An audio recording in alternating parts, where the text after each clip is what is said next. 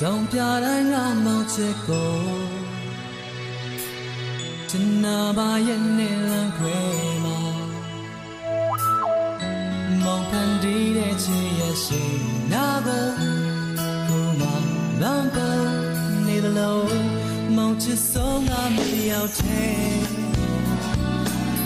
ဒီချိန်မှာပဲကပြေးလိုက်တာစံတော်လေးနာတော့မဝါရီသူကဖြစ်နိုင်တော့တဲ့ချိန်မှာ